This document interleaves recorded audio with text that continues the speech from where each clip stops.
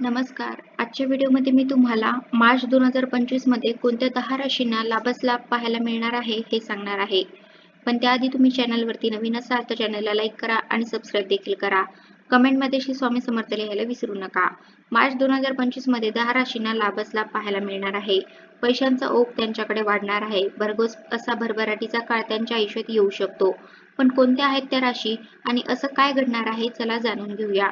27 February 2025 रोजी बुध ग्रह मीन राशीमध्ये प्रवेश करत आहे. ज्योतिषशास्त्रात नवग्रहांपैकी बुध आणि शुक्र ग्रहाला खूप महत्त्व आहे.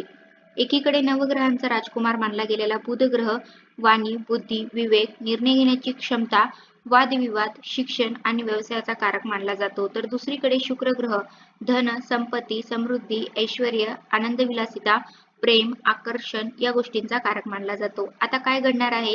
आता मीन राशीमध्ये बुध आणि शुक्र या दोन्ही ग्रहांची युती होणार आहे आणि लक्ष्मीनारायण राजयोग जुळून येणार आहे. मीन राशीचा स्वामी गुरु आहे. बुध आणि गुरु मित्र ग्रह मानले जातात. त्यामुळे या गोष्टीचा सकारात्मक परिणाम काही राशींवर होणार आहे. 27 फेब्रुवारीला बुध ग्रह मीन राशीत प्रवेश करणार असल्यामुळे जे काही परिणाम आहेत ते तुम्हाला मार्च महिन्यात बघायला मिळतील. तर चला बघूया या राशींवर कसा परिणाम या सगळ्या ग्रहमानाचा होतोय. लाभ होणारी पहिली रास असणार आहे वृषभ रास. वृषभ राशीच्या बाबतीत काय घडणार आहे? उत्पन्नाचे नवीन मार्ग उघडतील. नोकरी करणाऱ्यांना प्रगतीच्या अनेक संधी मिळतील. पगारात वाढ होण्याची शक्यता आहे.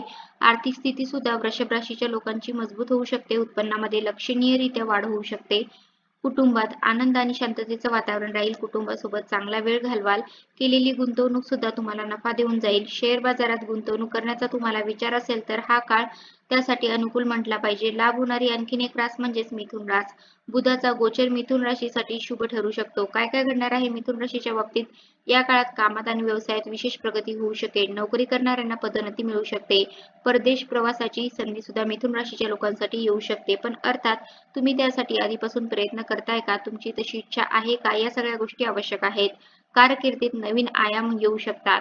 म्हणजेच नवीन टप्पा तुम्ही तुमच्या कारकिर्दीमध्ये गाठू शकता. व्यावसायिकांसाठी फायदेशीर असा काळ राहील.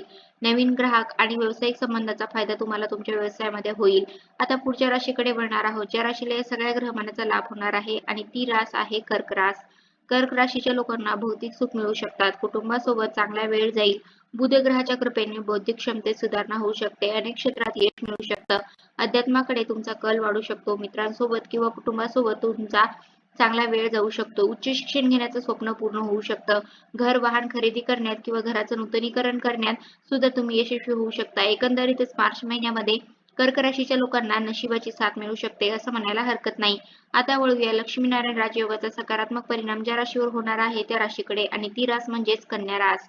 प्रेम आणि रोमांसने भरलेला तुमचा मार्च महिना असेल असं म्हणायला हरकत नाही.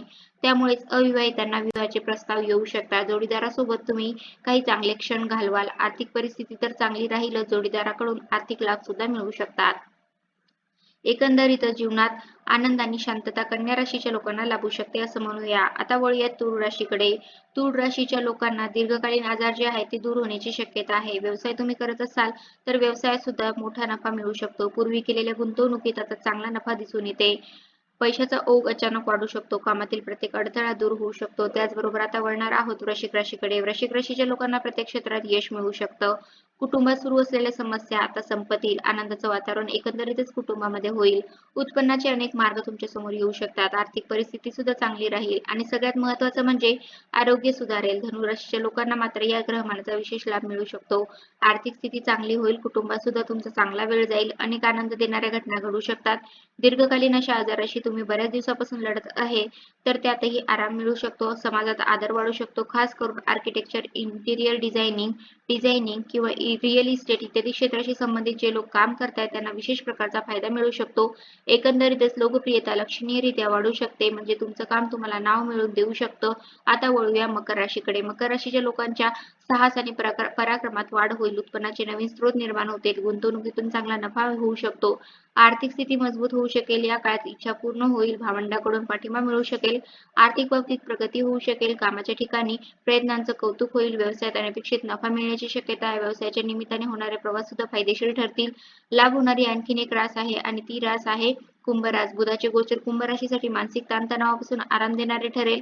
आयुष्यात बऱ्याच काळापासून सुरू असलेल्या समस्या संपुष्टात येऊ शकतात. नोकरी करणाऱ्या लोकांसाठी हा काळ चांगला म्हणावा लागेल. पदोन्नतीचे योग आहेत. आत्मविश्वास सुद्धा झपाट्याने वाढल्याचे दिसून येईल. कुटुंबासोबत चांगला वेळ तुम्ही घालवाल. अचानक धनलाभ सुद्धा मिळू शकतो आणि बचत करण्यात तुम्ही यशस्वी व्हाल. आता वळूया मीन राशीकडे. मीन राशीच्या लोकांचा आत्मविश्वास वाढेल. कालांतराने लोकप्रिय सुद्धा तुम्ही व्हाल. या काळात आदर, प्रतिष्ठा प्राप्त होऊ शकेल. भागीदारीच्या कामातून फायदा होऊ शकेल. या काळात तरुणांना त्यांच्या करिअरमध्ये प्रगती करण्याची संधी मिळेल. गुंतवणुकीसाठी हा काळ योग्य आहे. प्रेम जीवनातही सुधारणा होईल. संपत्ती, प्रसिद्धी आणि यशाच्या संधी मीन राशीच्या लोकांना मिळू शकतात.